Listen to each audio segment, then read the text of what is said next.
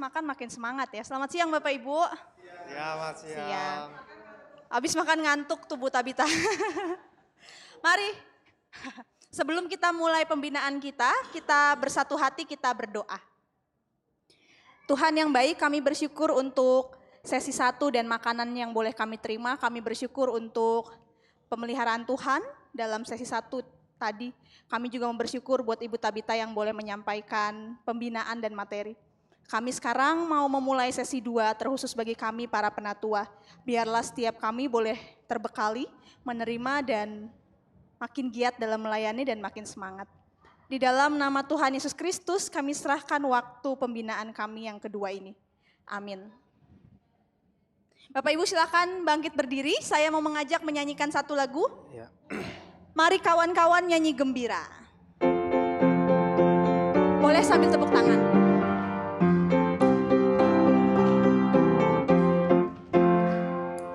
Mari kawan-kawan nyanyi gembira, gembira mengikuti bunyi lagunya. Mari kawan-kawan nyanyi gembira, supaya isi dunia mendengarkannya. Nyanyikan kasih Yesus, gaungkan sukanya, maklumkan nama Yesus. mari kawan-kawan nyanyi gembira. Hey, mari kawan-kawan nyanyi gembira, gembira mengikuti bunyi lagunya. Mari kawan-kawan nyanyi gembira, Supaya isi dunia mendengarkannya. suka Bagai terang surya, suka bagai embun, suka bagai pelangi. mari kawan-kawan nyanyi gembira. Hey, mari kawan-kawan nyanyi gembira, gembira mengikuti bunyi lagunya. Mari kawan-kawan nyanyi gembira, Supaya isi dunia mendengarkannya. Silakan duduk Bapak Ibu. Untuk Ibu Tabita dipersilahkan.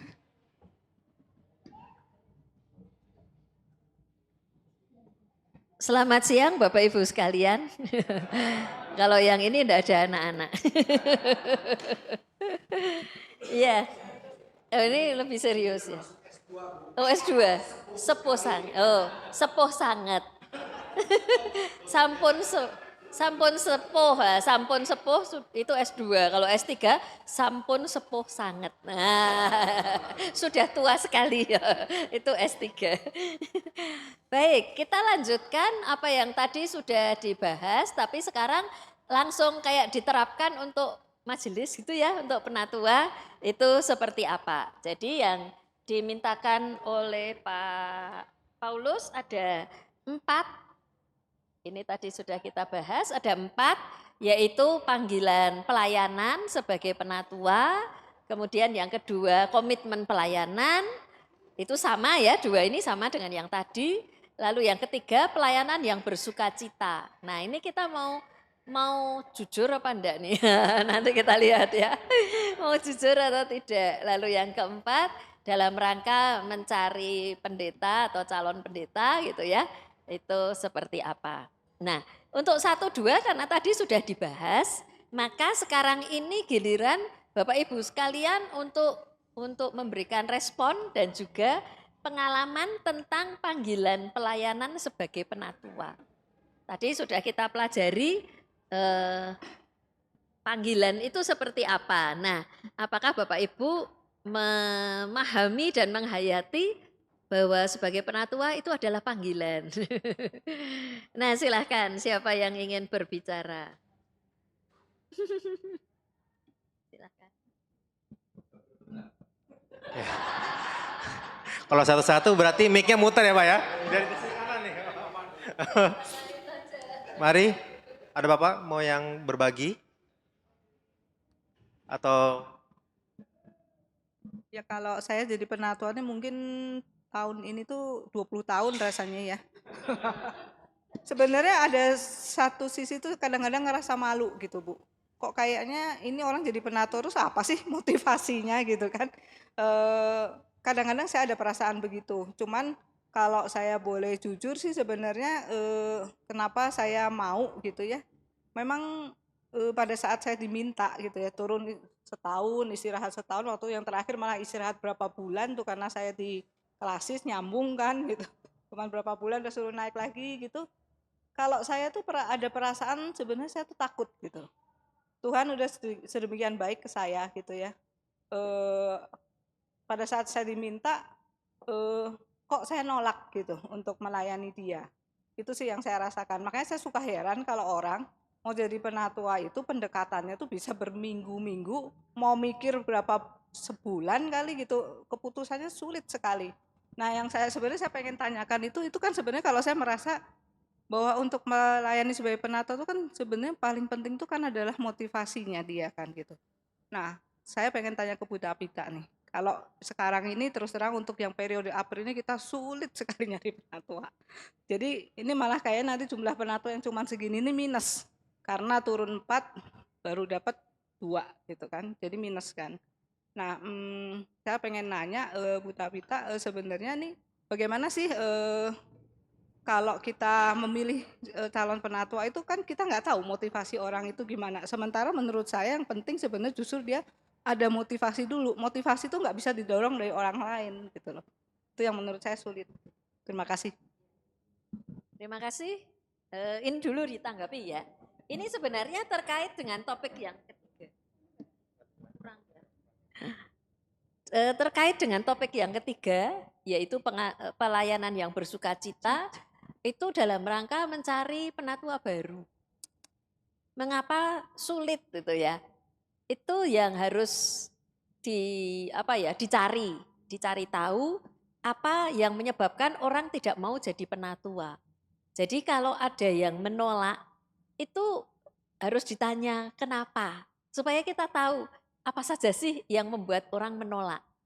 Karena kan kita tidak tahu ya, mungkin orang menolak karena ini, karena itu gitu ya. Kemungkinannya kan banyak, misalnya memang dia malas untuk terlibat pelayanan. Atau yang kedua dia tahu jadi majelis itu berat. Jadi enggak mau gitu ya.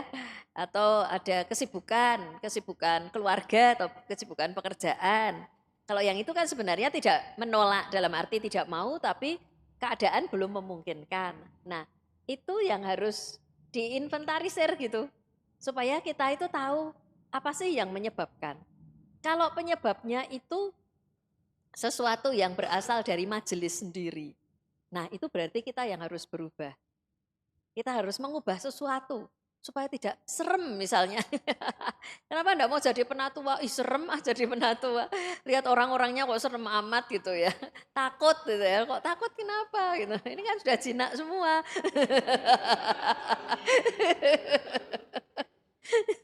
Nah itu harus dicari tahu gitu ya. Supaya kita bisa memperbaiki diri kalau memang itu kesalahan kita. Atau kalau kita sukanya itu mencari penatua yang masih punya anak kecil, ya pada enggak mau karena masih repot dengan anaknya. Oh berarti cari penatua tunggu anaknya udah agak gede misalnya gitu. Kenapa? Dapatnya tua lagi, ya susah. Karena nanti dia jadi penatua tapi lalu tidak bertanggung jawab sebagai orang tua.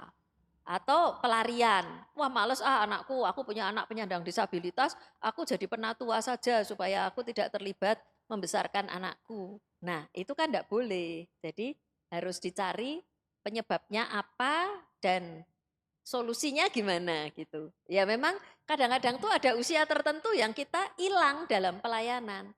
Misalnya guru sekolah minggu, perempuan, dari SMP atau SMA gitu, tiba-tiba setelah dia menikah hamil. Selama hamil ada itu ya harus bed rest dan sebagainya. Jadi dia kehilangan berapa bulan.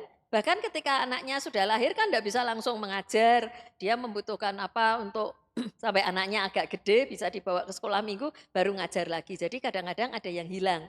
Tapi itu kan bukan salahnya dia dan bukan karena dia tidak mau melayani. Itu keadaan yang tidak memungkinkan. Nah, jadi dibedakan antara apakah keadaannya tidak memungkinkan ataukah memang orangnya tidak mau. Atau orangnya misalnya, takut ya kalau jadi penatua itu kayak apa sih? Saya belum pernah kan, jadi takut. Nah, kalau itu kan bisa diatasi dengan bina calon penatua. Sehingga mereka tahu kalau jadi penatua itu tugas-tugasnya apa. Seringkali orang jadi penatua enggak tahu loh tugasnya apa. Ya pokoknya mau. Tahu itu malah enggak mau ya. Kalau enggak tahu malah itu ya diblusuk kayak gitu ya. Dijeblosin ya. Ya memang bisa begitu sih, tapi kadang ada orang yang membutuhkan saya tuh job desk-nya apa. Nah, itu harus tahu. Makanya dari GKI SW Jateng ada buku pembinaan calon penatua, ada buku pembinaan penatua, itu maksudnya untuk memperlengkapi supaya tahu. Karena kalau enggak tahu itu bisa salah-salah, itu yang seperti tadi saya bilang ke penatua yang bertugas pagi, mengapa tadi saya berdiri terus di kebaktian pagi, itu kebiasaan saya di ngupasan. Penatua maju, misalnya doa, apa gitu atau apa, lalu mari kita menyanyikan lagu, begitu lagunya mulai dia duduk. Kalau saya enggak berdiri, itu kosong semuanya. Di depan tidak ada orang sama sekali, cuma di samping ada PNK gitu ya.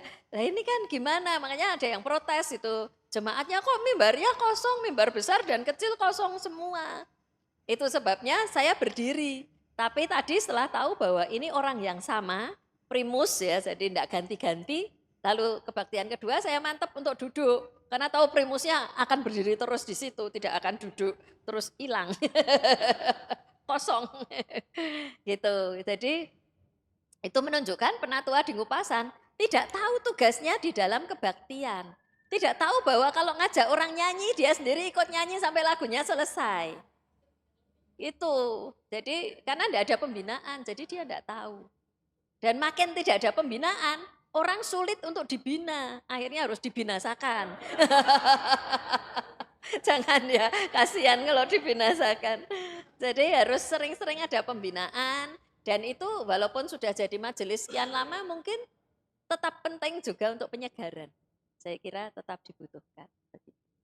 Jadi tergantung alasannya apa, kenapa dia tidak mau jadi penatua. Betul. Ya semua pengangguran. Ya kalau pengangguran malah nanti jadi masalah lagi. Terus malah dia makin tidak bekerja dengan alasan pelayanan. Makanya yang mau ini menjadi penat dan tua ya.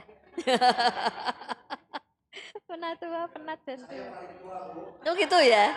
Penat enggak Pak? Berarti belum penat dan tua.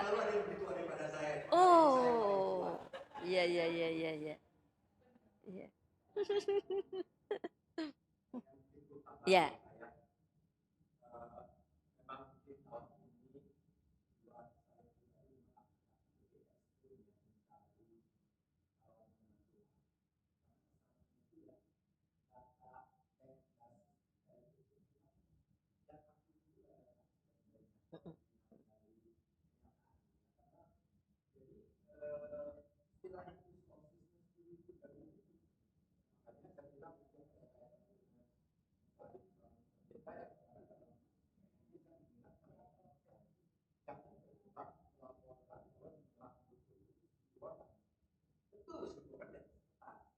Tercatat 1000 ya.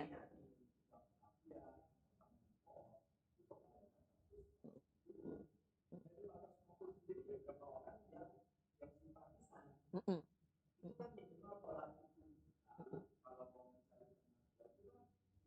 Mm-mm.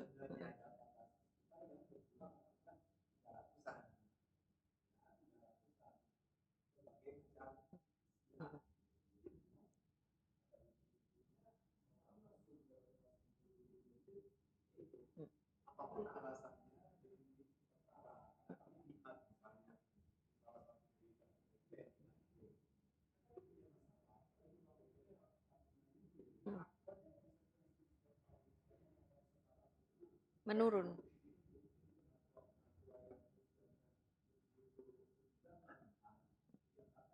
Hmm.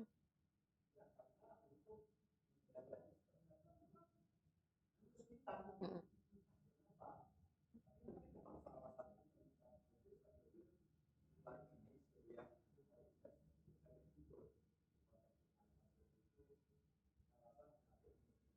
mm, mm.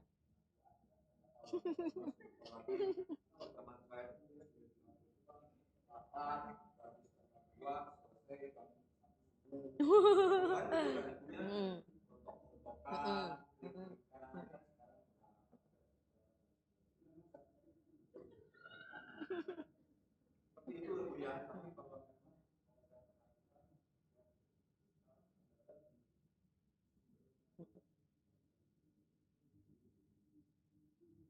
Ya.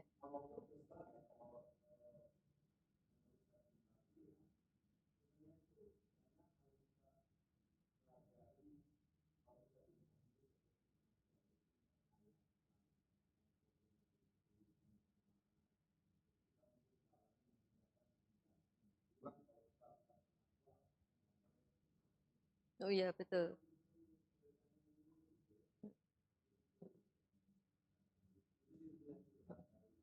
Ya, ya. Ya mungkin ada orang yang tidak mau repot. Jadi penatua kan repot. Ngapain cari-cari repot? Nggak usah jadi penatua saja. Tidak repot dan tinggal lihat-lihat, tinggal ikut mengkritik.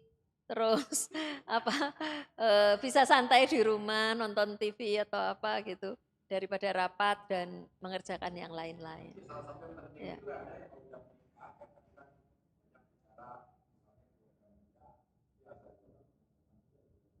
Hmm. Hmm.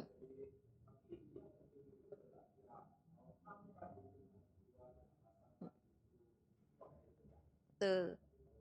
Dan diri sendiri juga harus motivasinya benar. Jangan karena enggak mau repot di rumah, enakan rapat majelis daripada ngurus ganti popok. Daripada ganti popok, mending rapat majelis.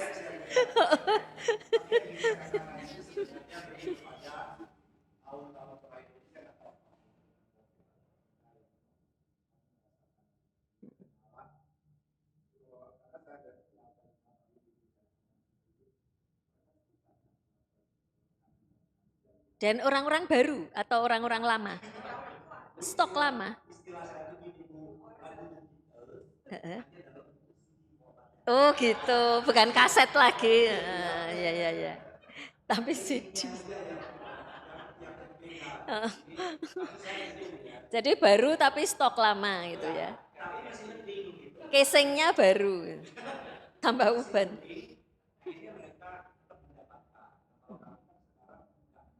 Mm-mm.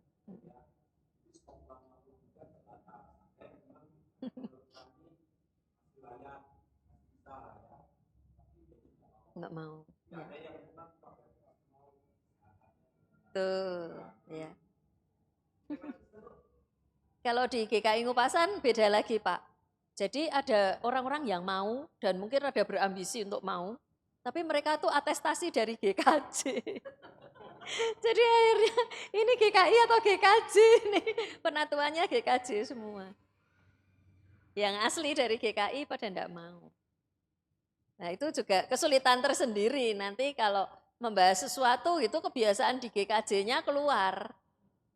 Itu bisa kasihan pendeta jemaatnya, bisa kasihan apa gitu ya karena standarnya pakai standar GKJ.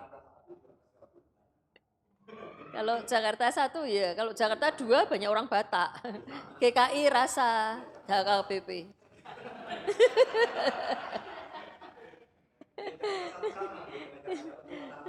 Iya. Klasis Jakarta 2 itu HKBP, rasa HKBP. Kalau di Jawa Tengah banyak yang rasa GKJ.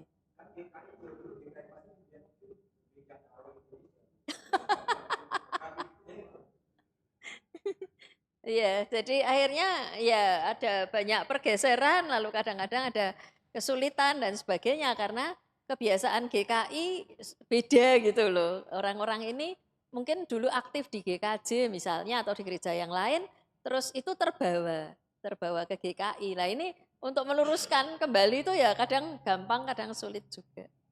Harus diingatkan, oh itu bukan GKI, kebiasaan GKI enggak gitu gitu ya. Ulang lagi. Karena enggak dijadikan penatua.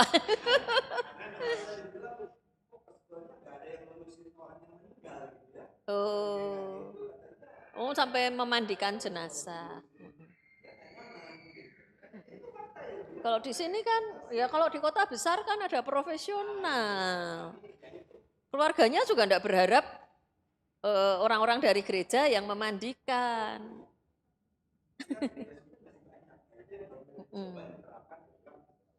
Nah, ya, enggak cocok ya kebiasaan di kota kecil atau di desa diterapkan di kota. Iya, baik. Masih ada lagi tentang panggilan pelayanan. Oh ya silakan Pak. Cek, cek. Ya. Jadi kalau dari apa yang saya amati Bu tentang motivasi dan panggilan itu ya, memang kalau yang tadi melanjut tentang kepenutuaan itu rata-rata sih kebanyakan menghindar gitu ya. Tetapi mereka bersembunyi di bidang sama komisi. Mereka rajin, seneng gitu di bidang sama komisi gitu. Tapi ketika mereka mau diajak untuk naik ke, malah pernah yang saya tahu gitu ya, udah penetua dia mundur dan dia akan ini aja pas selesai satu periode itu, saya ke bidang aja lah, saya mau ini fokus ke bidang aja gitu ya. Nah, larinya seperti itu Bu rata-rata. Nah, bagaimana menumbuhkan motivasi dan mereka itu untuk, kan mereka udah aktif gitu ya Bu ya, udah rajin, aktif gitu, dan mereka udah tahu gitu tentang gayanya kita, bagaimana kita gitu. Tetapi ketika mau diajak ke penetua itu rata-rata nggak mau. Dan beberapa itu ngomong, nggak mau ah banyak rapat, nanti ke sana ke sini keluar. Jadi kegiatannya banyak gitu, pokoknya dengan alasan berbagai macam itu. Nah, itulah yang apa ya? Ya kalau udah gitu kan nggak, saya juga nggak bisa kalau untuk kegiatannya mereka udah nyaman, rata-rata udah nyaman di situ, di bidang atau di komisi itu, mau yang anak, mau yang diakoni, mau yang kespel gitu atau yang lain-lain tuh mereka itu udah nyaman, udah bagus, jalan lancar, udah wah pokoknya pelayanan kita itu terbantu sekali gitu dengan mereka-mereka itu. Tetapi ketika mau masuk ke penetua rata-rata tidak mau. Nah, itulah bagaimana caranya untuk memotivasi dan bahwa itu ya panggilan itulah gitu ya, mereka untuk bisa ya naik dikit lah gitu statusnya jadi penetua gitu, karena pekerjaan mereka kadang kalau dilihat kadang mereka juga lebih banyak dari kita gitu. Malah mereka lebih banyak kayak Kespel itu, kadang mereka lebih banyak ke mana-mana, kita cuma nanti rapat aja, laporan, dapat laporan gitu aja, kadang hanya mengkoordinir gitu aja ya. Jadi bagaimana gitu caranya untuk itu mereka itu nyaman untuk naik menjadi penetua gitu. Makasih. Terima kasih Pak. Jadi ada juga orang yang karena sudah aktif di satu bidang tertentu, dia enggak mau kalau merangkap jadi penatua, kan berat kalau merangkap. Tapi untuk meninggalkan yang pelayanan, bidang pelayanan yang lama, berat karena bagi dia itu panggilan dia. Nah kalau alasannya itu memang kita enggak bisa maksa. Kadang-kadang malah guru sekolah minggu semua dipaksa jadi penatua, nanti guru sekolah minggunya habis. Orang yang sudah aktif di mana dan sedang memimpin diambil jadi penatua, nah di situ jadi kacau. Jadi harus ada kayak kaderisasi dan perputaran dalam pelayanan itu, jadi harus ada timbal balik. Misalnya ada penatua turun, dia akan menggantikan jadi koordinator wilayah supaya koordinator wilayah bisa jadi penatua.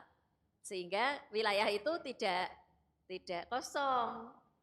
Jadi harus ada penatua yang turun itu siap masuk di posisi mana. Seringkali kita kan tidak memikirkan kalau penatua turun itu terus kemana. Kan di dadah gitu aja ya. Di WA grup, dadah selamat melayani di tempat baru tapi di mana kita nggak tahu gitu ya. Malah ada yang terus atestasi. Atestasi karena ingin jadi penatua lagi di tempat lain itu ada. Turun dari penatua langsung atestasi ke tempat lain. Jadi kita harus memikirkan itu ya, rotasi pelayanan supaya kalau ada yang ditinggal karena dia menjadi penatua, pelayanan itu tidak terhambat. Jadi harus ada pergantian. Jadi misalnya dia sudah zona nyamannya di Kespel, mau dipenatuakan, ya harus ada penatua turun yang masuk ke Kespel.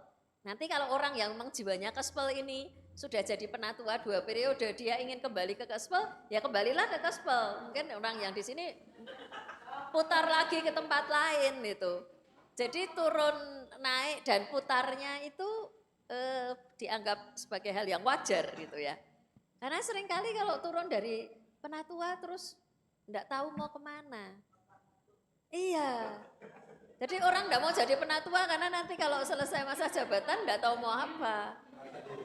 Iya. Harus ada perputaran yang biasa. Iya. Supaya enggak turun-turun sebagai penatua, sebagai majelis.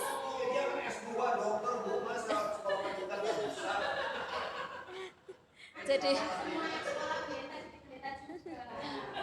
penatua itu 2 periode harus turun, pendeta tidak ada periodenya, tapi begitu pendeta turun selamanya. Iya kan? Emeritus kan?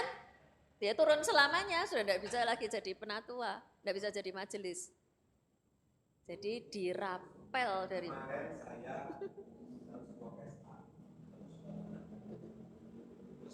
ini dia bilang sama saya, akhir bulan ini dia akan periode ini turun sebagai penatua. Terus dia bilang, jadi mulai kalau udah turun saya akan bergereja di tempat kamu ya. Saya bilang, loh kenapa? Kan rumah kamu jauh. Bosen cina. Serius. Jadi ini kelihatannya, jadi saya menarik gitu ya Bu ya. Jadi memang dipertanyakan ya, nggak semua orang itu ekstrim. Saya nggak pernah ngalamin bener. Tapi itu terjadi kemarin gitu Bu ya. Saya kaget juga. Jadi betul juga ya, match juga dengan tema Ibu bahwa memang ada yang melihat sebagai ya sebagai istilah saya itu bukan pelayanan itu ya Bu ya, karena minggu yang lalu saya punya pengalaman, jadi itu sebagai tugas gitu. Jadi begitu tugas selesai ya udah selesai tugasku gitu ya udah gitu. Jadi ibaratnya saya itu jadi ibaratnya itu seperti orang punya ikatan dinas kerja ya. Kamu saya employed di sini minimal 3 tahun dengan gaji segini, udah selesai 3 tahun udah selesai. Kurang lebih seperti itu ya Bu ya. Tapi betul Bu, makasih jadi mengingatkan saya gitu bahwa kadang-kadang hal-hal yang ini buat saya baru gitu. Karena kita nggak punya pemikiran seperti itu, tapi ternyata ada yang itu cuman semoga ya nggak banyak gitu ya. Ayo ya jangan sampai terjadi seperti itu ya.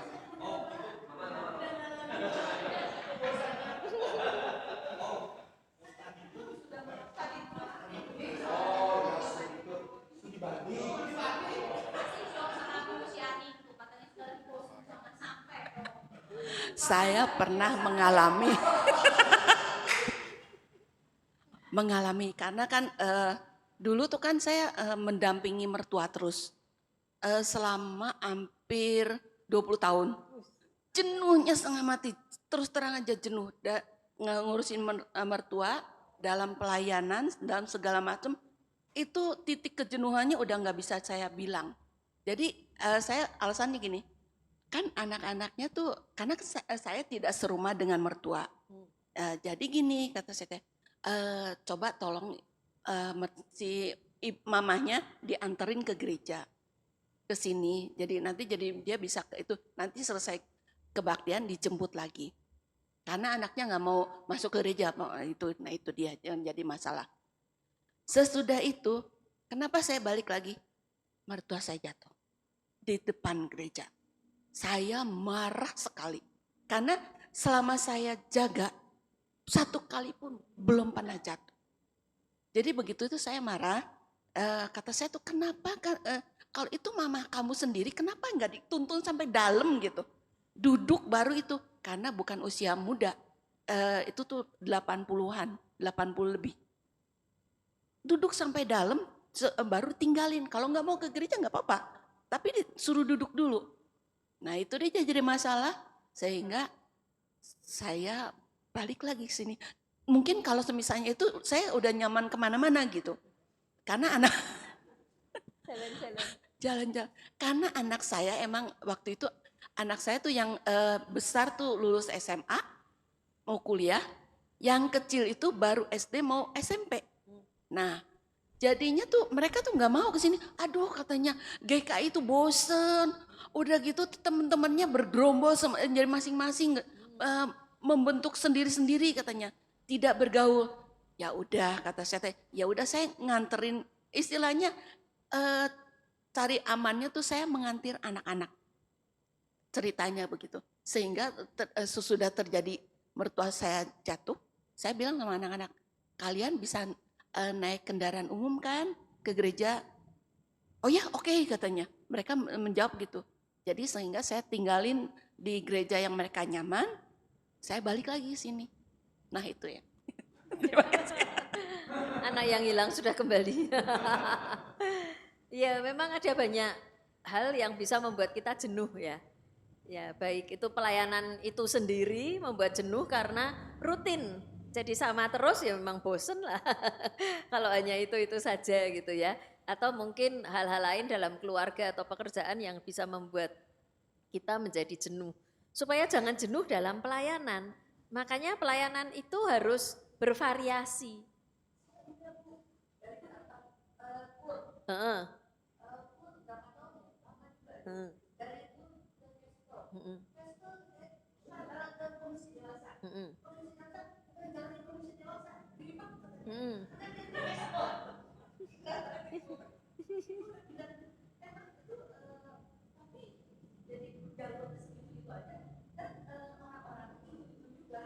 Nah itu salah, makanya ngajar sekolah minggu masih beda Bu. Siapa tahu menjadi sabar atau bergaul dengan remaja gitu ya. Jadi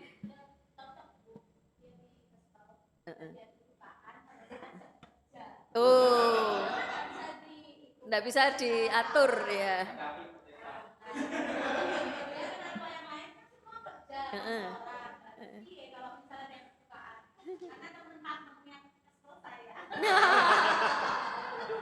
Yang juga terikat jam kantor.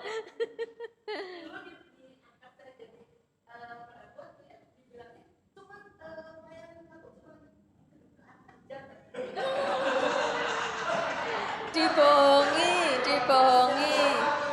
Pak Paulus. Kenyataannya seabrek-abrek.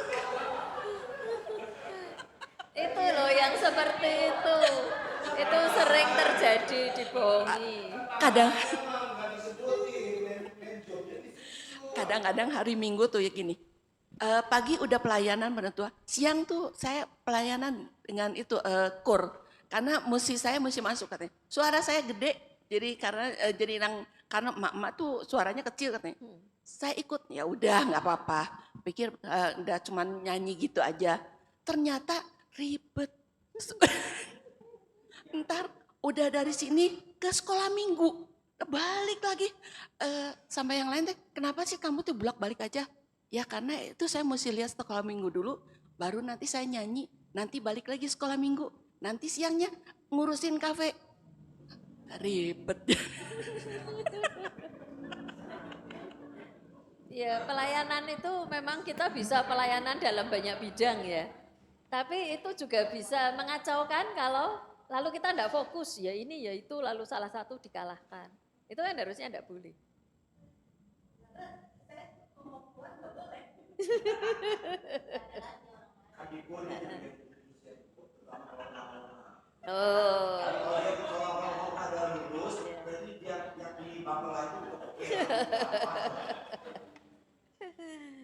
Iya. Baik, ada lagi yang lain untuk panggilan pelayanan? Silakan Pak. Bu tanya ya, Mm-mm. kalau kalau di perusahaan kan kalau kita memang mau nyari apa ya tim leader atau manajer itu kan dipersiapkan gitu ya Bu ya. Nah sebenarnya kalau penatua itu apakah harusnya memang dipersiapkan ya? Jadi bukan hanya kalau kita kan jujurnya melihat yang aktif, yang karakternya baik, misalnya gitu ya, atau usulkan dari jemaat-jemaat gitu. Tapi waktu untuk mempersiapkan kan sebenarnya dari usul jemaat sampai ke pemilihan kan dekat sekali. Nah, jadi timbullah menurut saya ketakutan-ketakutan yang sebetulnya belum tentu benar gitu. Nah, atau memang jauh sebelumnya harus ada program gitu sebetulnya. Nah, itu sih, Bu.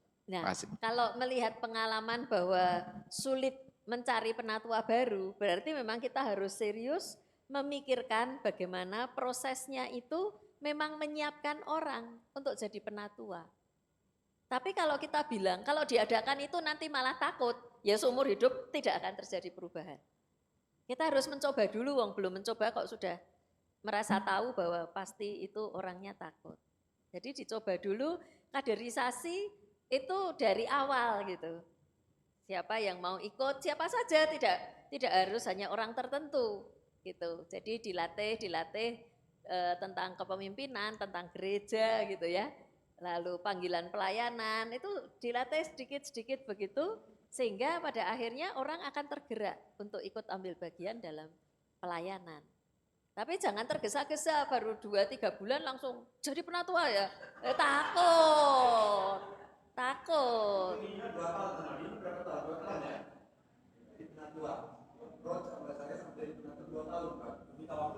Ya. Karena memang mau menyiapkan betul-betul untuk jadi penatua. Daripada yang mau dan berambisi, oh ya saya mau, tapi tidak tahu tugasnya apa. Tugas penatua dia tidak tahu, tapi pokoknya dia mau jadi penatua. Itu malah lebih berbahaya. Nanti sudah jadi penatua, mutung lagi karena dia tidak menyangka bahwa tugas penatua seperti itu. Karena penyiapan menjadi penatua itu tidak hanya kerohanian tapi juga kepribadian. Harus orang yang tahan uji untuk stres dan sebagainya, harus orang yang bisa bekerja sama, harus orang yang kepribadiannya terbuka, harus apa gitu ya macam-macam kan, itu jiwa pelayanan dan sebagainya itu harus dimiliki. Jadi kalau memang mau menyiapkan orang untuk jadi penatua dan tidak todong-todongan begitu saja, ya memang harus ada banyak pembinaan untuk membina orang menjadi pelayan Tuhan. Ya jangan namanya pembinaan calon penatua, takut mungkin gitu ya, tapi pembinaan pelayan Tuhan misalnya. Itu kan lalu orang, oh ya pelayan Tuhan tidak hanya jadi penatua, bisa juga nanti ada yang terarah ke sekolah minggu atau yang lain gitu ya. Tapi ada pembinaan yang berkesinambungan atau pengkaderan atau apalah istilahnya untuk menuju ke sana. Yaitu tentang kepemimpinan. Kayaknya GKI ini sudah perlu di mana-mana karena di mana-mana orang mengeluh cari penatua itu sulit. Ya itu karena mungkin juga antara lain karena tidak disiapkan. Orang tiba-tiba ditodong, tidak ada hujan, tidak ada angin, orang tidak pernah aktif tiba-tiba ditodong jadi majelis. Nah ini gimana? Takutlah dia. Kalau mau malah mengherankan ini. Bisa bahaya nih, gak bahaya tak bahaya. Jadi yang terlalu berambisi juga berbahaya. Jadi harus step by step itu harus ada persiapan untuk kepemimpinan itu ya. Belum tentu hanya menjadi penatua, tapi bisa di wilayah, bisa di Kespel, bisa apa sajalah yang bisa dilakukan untuk kader-kader pemimpin-pemimpin itu. Sehingga mereka tidak bingung, tidak takut untuk melayani karena sudah tahu. Jadi kayaknya harus mundur gitu ya, jangan hanya todong-todong orang yang kayaknya bisa atau kayaknya mau begitu. Kalau orang enggak pernah aktif jadi penatua bikin pusing loh. Dia tidak tahu apa tugas gereja kok, iya kan? Dia enggak tahu, enggak kenal komisi-komisi, dia enggak tahu apa-apa. Tapi mau jadi penatua. Ya paling dipajang itu jadi primus. Lah gimana? Mau enggak tahu tugas penatua, ya sudahlah tugas penatua jadi primus. Setiap minggu dia jadi primus.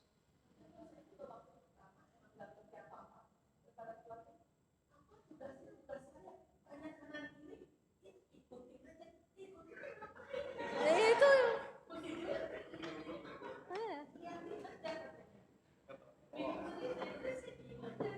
Lah ya apa mau dilestarikan yang kayak gitu? Oh bisa kok, ini berhasil, jadi kita lestarikan. Untuk membuat orang bingung nanti menemukan sendiri katanya. Malah hilang itu ya.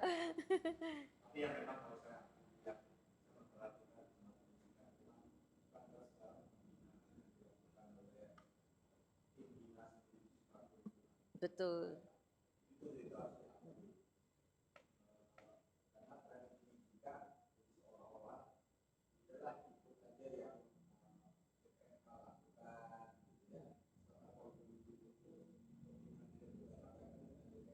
Mm-mm.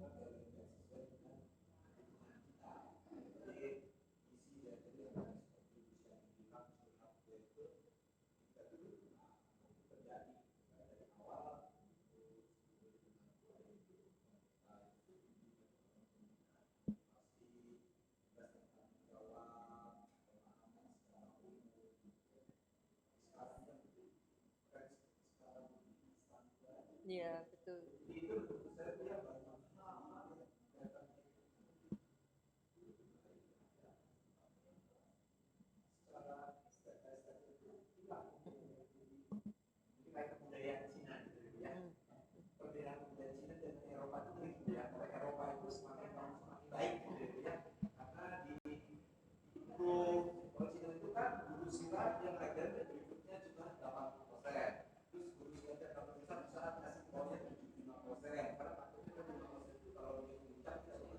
Betul, ya. Berkurang terus.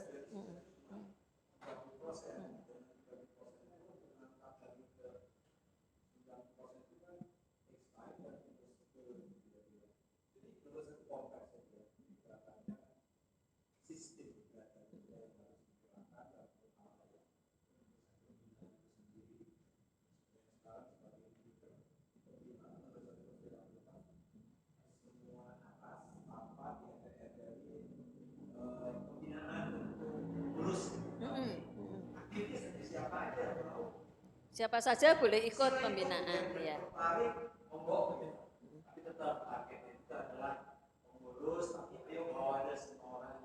Anggota jemaat tetap boleh ikut, ya.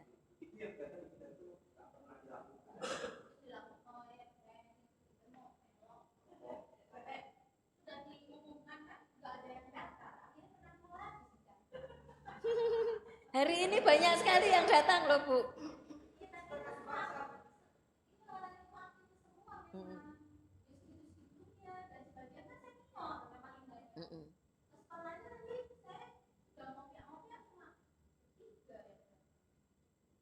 Tapi itu sudah lumayan, di tempat lain enggak akan sebanyak ini loh pembinaan.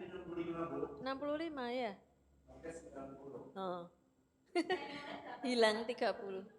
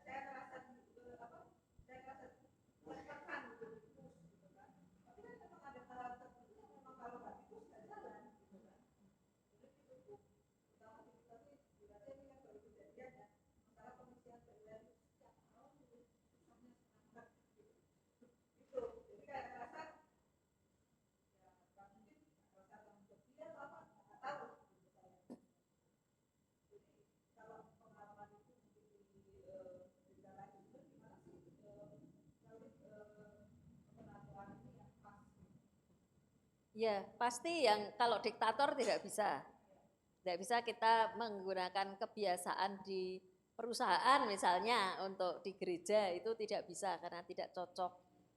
Mesti gaya kepemimpinannya demokratis, tapi juga harus apresiatif. Kita itu gereja Calvinis seringkali kurang apresiatif. Kita itu hanya mencari kesalahan orang, mengkritik orang. Nah, kalau itu cepat. Bagaimana tanggapan terhadap ini yang keluar kritikan? Ya apresiasi dulu sebelum mengkritik. Nah mungkin itu juga lebih baik gitu ya, gaya kepemimpinan apresiatif. Di samping ya nanti tetap aja kalau yang harus dikritik ya harus dikritik, tapi jangan hanya mencari kesalahan dan kekurangan, tapi lupa memuji hal-hal yang positif yang sudah dilakukan. Nah, kebiasaan-kebiasaan itu mungkin harus dilakukan gitu ya. Misalnya evaluasi. Evaluasi kan seringkali yang dicari hanya kelemahannya, kesalahannya. Evaluasi kan dimulai dari yang positif dulu. Kelebihannya apa, hasilnya apa, baru nanti kekurangannya apa, begitu. Nah, kebiasaan itu memang ada hambatan teologisnya karena kita ini Calvinis yang selalu melihat sebaik-baiknya orang tetap punya kelemahan itu loh. Lalu akhirnya yang dilihat kelemahannya atau kesalahannya dan bukan melihat kebaikan dan segi positifnya. Saya kira itu salah satu yang harus kita perbaiki gitu dalam kepemimpinan yang apresiatif gitu ya. Dan juga demokratis, tapi demokratis itu jangan terus tidak ada ketegasan, misalnya notula gitu ya. Ya notula ditinjau 1 kali ya sudah, jangan ditinjau terus 10 kali dan tidak pernah dilakukan gitu. Ya kalau ada hal yang memang harus segera dilakukan ya lakukan, jangan lalu tinjauan melulu akhirnya tidak pernah berjalan, mandek jalan di tempat itu. Jadi orang yang memimpin itu juga harus tahu organisasi, tahu kepemimpinan itu bagaimana, membuat rapat yang efisien itu seperti apa dan sebagainya, itu kan perlu pelatihan. Nah itu kan pelatihannya tidak cuma untuk majelis, tapi untuk semua komisi, semua banpel, bapel, semua siapa saja yang kepingin belajar memimpin rapat yang efisien misalnya gitu. Dibuka ada pembinaan, memimpin rapat yang efisien, siapa saja boleh ikut. Saya kira orang akan tertarik, oh iya ya, saya juga pengen tahu gimana sih cara memimpin rapat yang efisien gitu ya. Walaupun dia bukan ketua, tapi dia ingin belajar gitu. Ya jangan terus begitu datang langsung kamu besok jadi ketua ya karena sudah ikut pembinaan. Ya jangan, nanti semua orang takut ikut pembinaan. Biar aja ikut pembinaan, nanti lama-lama kan orang akan sadar sendiri, oh ya sekarang aku tahu loh gimana caranya jadi ketua itu harus ini, aku sudah ikut banyak pembinaan. Jadi dia merasa disiapkan loh gitu, akhirnya dia siap. Kalau belum pernah ya kan takut loh jadi ketua komisi aja takut kok, apalagi jadi penatua, apalagi jadi ketua majelis, wah itu serem, tanggung jawabnya berat. Pernah di GPIB Jogja itu ada tugas penatua yang sangat berat, yaitu anggota jemaatnya terlibat dalam kekerasan begitulah. Dia ada 4 orang ditembak oleh Kopassus di Jogja. Itu masalah ya kekerasan dibalas dengan kekerasan. 2 di antara yang dibunuh itu anggota GPIB. Nah, dimakamkan kan dalam suasana, mereka dibawa pulang ke NTT, tapi kan dihantarkan gitu ya. Itu kan suasananya mengerikan dan tegang gitu ya.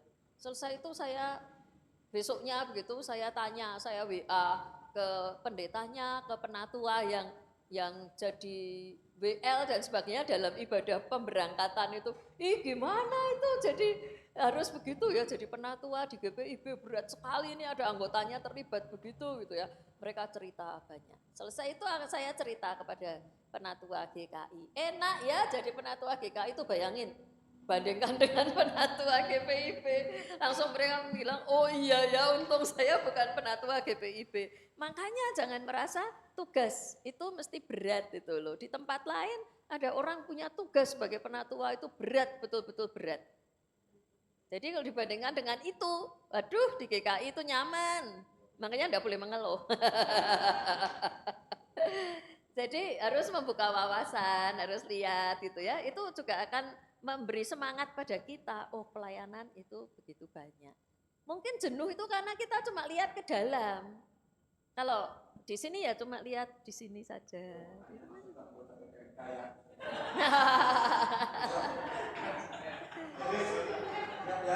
Ya. Iya betul, jadi bisa lihat di tempat lain, bisa ya. Betul, bisa mengapresiasi diri sendiri. Wah di tempatku agak lumayan dibandingkan di sana tuh lebih berat loh. Ya. Studi banding, bukan study tour ya. Kalau study tour sampai Jogja. Dibanding jangan study tour.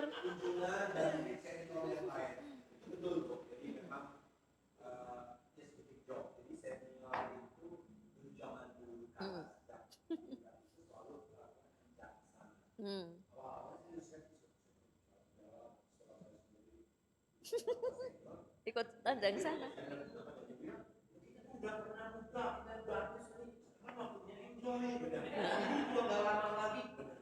Ya benar. Terus ikut ya Pak, ikut ajang sana.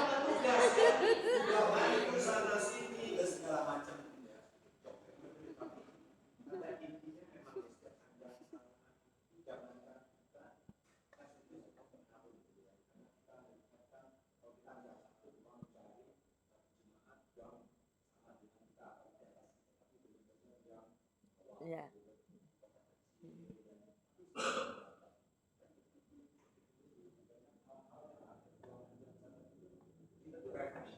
Betul, ya.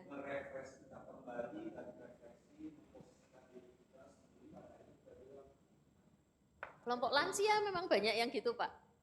Pergi ke gereja kecil gitu ya. Jadi saya pikir dia makanya namanya mission trip, pengurus, mengadakan refreshing.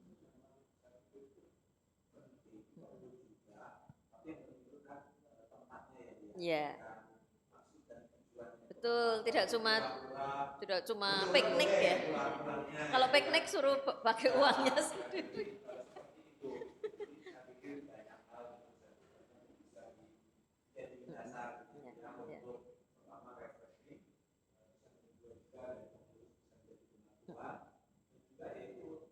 Kebersamaan, ya.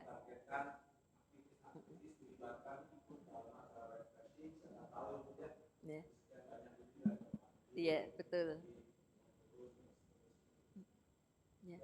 Ya, ya, baik. Terima kasih. Lanjut ya. Sesudah ini, komitmen pelayanan. Apakah ada yang merasa ada something? Atau mungkin yang muda mau gantian. Nah, belum ada suaranya kayaknya nih Bu yang muda. Nah, langsung tengok.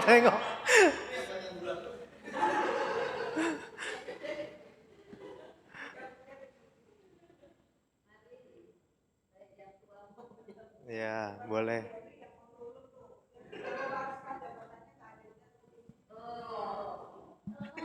Saya mau ngomong apa? Oh. Saya mau studi banding tadi kan. Bukan study tour. Sebelum turun ya, iya. Komitmen pelayanan. Ya, mungkin sharing aja ya Bu ya. Ada momen seperti ini kan ada baiknya Bu, ternyata ada teman curhat Bu, dari tadi kan curhat terus ya Bu ya, karena biasanya tuh kalau kita kumpul udah pleno gitu kan, ya itu aja buku tatnya gitu ya. Jadi kan kalau ngeliatin problem di depan mata, wah itu aja terus nggak kelihatan kalau kita big picture lah istilahnya. Ternyata begitu ada momen seperti ini, keluar semua ya, Tante Syani, Om Hilman semua keluar, Tante Tri semua. Yang lain sebenarnya tadi mau ikut nimbrung kayaknya Bu, cuman udahlah. Ntar kepanjangan. Ya kalau komitmen saya lihat juga memang kan semuanya memang pertama untuk menjadi penatua juga saya tuh waktu pertama juga ya ditembak langsung Bu, kayak ini loh Bu, supir angkot Bu, karena dulu mama saya, habis itu mama saya udah kamu aja anaknya langsung naik lagi, ini nyetir lagi sana. Oh, ya Sekarang udah. terus adanya Ah, saya nembak lagi adik sendiri gitu. balas dendam. Makanya saya paksa datang sekarang. Biar ini angkotnya biar jalan lagi ya, coba narik lagi gitu. Tapi memang kan kalau Omi memang berapa kali lah mungkin udah aktif juga dulu gitu ya. Sekarang mungkin cuma di Kespal aja, nggak seaktif. Ya komit dalam pelayanan memang susah ya Bu ya. Dalam artian tuh kadang bisa ikutin awal-awal, tadi kata Tante Sheni juga ada jenuhnya juga. Ternyata saya nggak kerasa udah 2 periode, kerasa sih, bukan nggak kerasa sih, kerasa. Tapi ya kalau dibilangin ya kemarin ada pandemi juga ternyata kan, yang memang harus buat kurang lebih 2 tahun inilah kita ngerasain komisi-komisi ataupun kegiatan-kegiatan yang melibatkan jemaat dalam sebuah kegiatan besar itu kan berkurang saat itu. Akhirnya ya kita fokus dalam kebaktian mingguannya aja, dan memang waktu itu ya kita belajar juga masalah yang live streaming dan lain-lain. Ya mungkin terbantu dengan ada yang milenial kan, yang tadi Ibu juga bilang kalau sama-sama senior semua bingung ngajarinnya gimana gitu kan. Jangankan gitu Bu, yang milenial juga belum tentu tahu sebenarnya kondisi saat itu. Tapi ternyata ya ternyata dalam komitmen pelayanan ini untungnya semua penatua juga memberi support ya, dalam artian kan saling mengingatkan juga ada. Ternyata bukan cuman itu, ternyata memang dalam pelayanan tuh memang harus melibatkan juga keluarga, di mana keluarga juga ikut tidak dilibatkan secara langsung, tapi kan memang menjadi bagian support sistemnya si penatua juga gitu. Jadi ngobrol lah di rumah tuh kadang tetap aja ada tentang ya obrolan gereja, ternyata masuk juga ke rumah akhirnya gitu. Jadi selama ini tuh saya jadi ya terbiasa dengar juga gitu, walaupun tidak tahu keterlibatan langsung waktu itu, waktu si mamah jadi penatua, jadi tahu-tahu sampai ya akhirnya ya tadi mungkin dari Kobi ini juga kita tuh ada persiapannya nggak sih, mungkin ini yang mungkin kita kurang coba melibatkan lagi. Makanya begitu ada kegiatan seperti ini tuh jadi cerminan secara tidak langsung untuk kita sendiri sebenarnya, dan dikuatkan lagi dari Bu Tabitanya bahwa ya ada step-step mungkin kita harus dengar juga dari jemaatnya pengen seperti apa dan lain-lain. Karena kita kalau saya ngeliat sih yaitu kesulitannya adalah saya takutnya tuh kita juga nembak supir langsung kayak tadi gitu.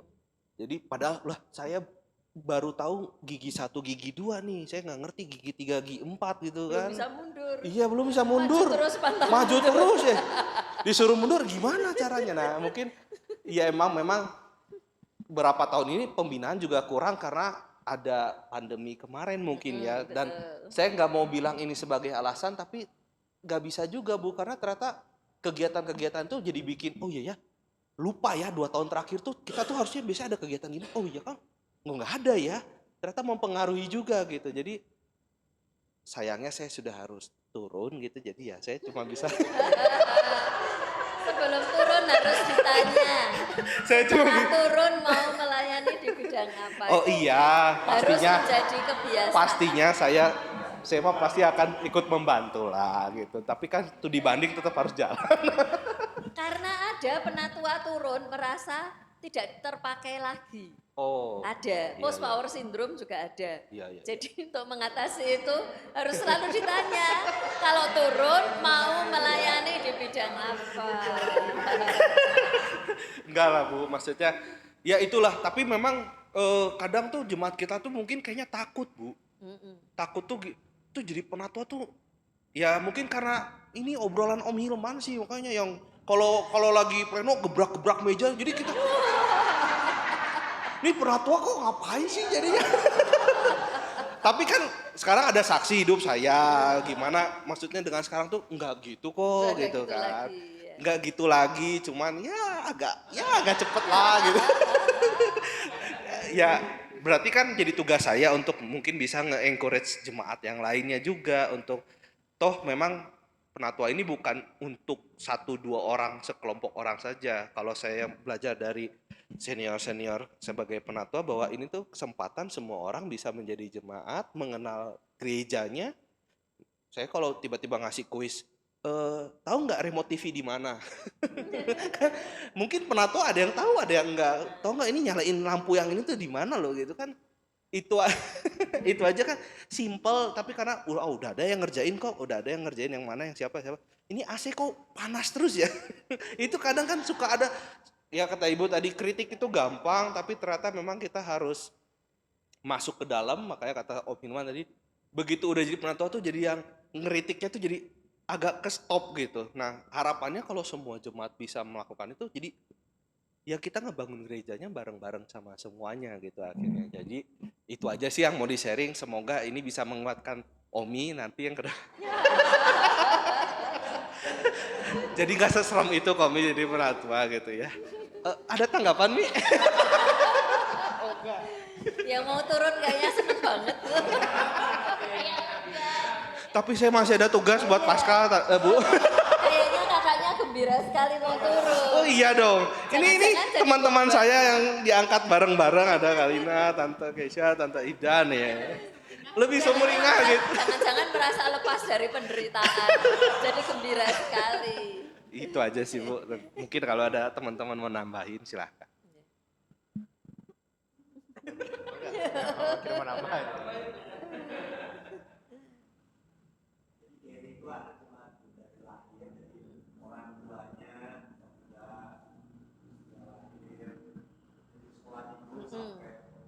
Sampai jadi penatua, ya.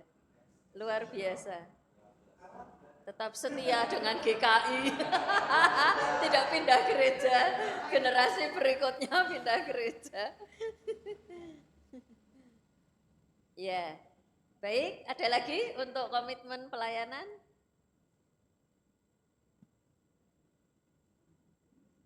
Kalau belum lanjut dulu, tidak apa-apa lanjut dulu.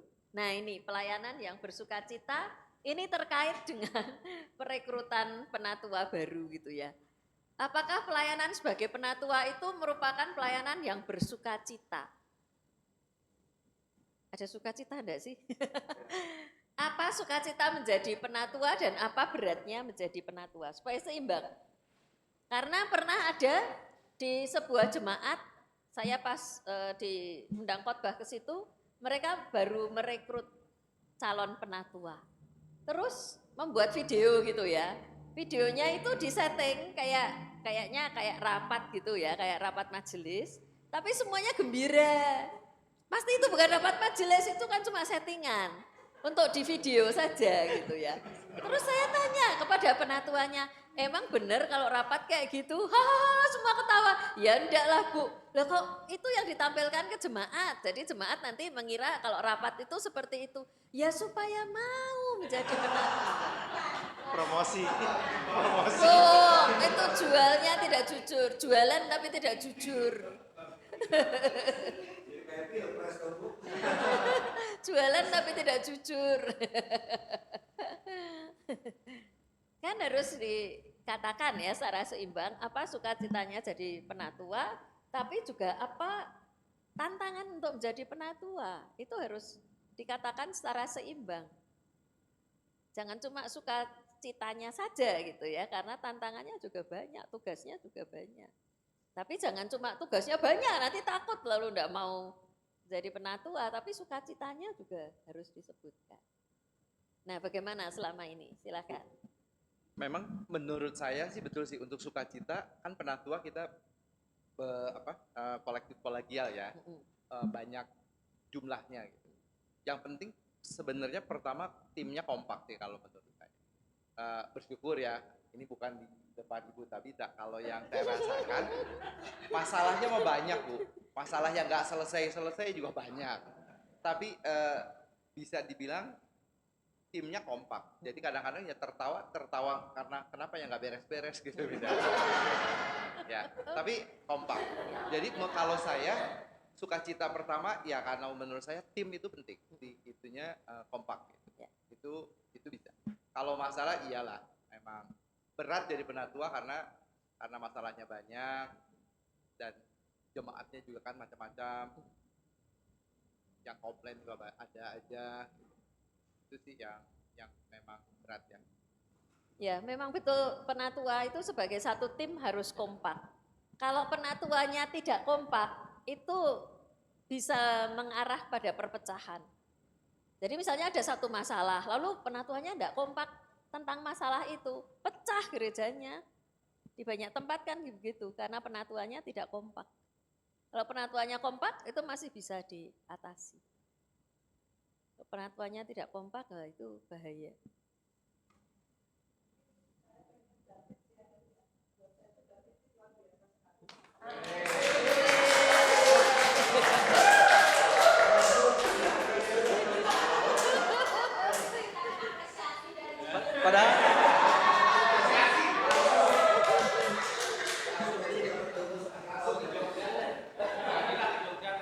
Padahal lagi santai dengerin aja nih, padahal.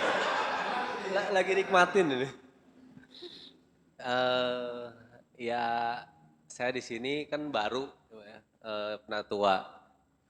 Yang kayak tadi juga disebut job desk-nya apa saya nggak nanya, dan waktu ditembak juga ya iya aja gitu, nggak langsung iya sih ya. Dengan proses sebenarnya nggak pengen gitu, nggak pengen. Karena emang jujur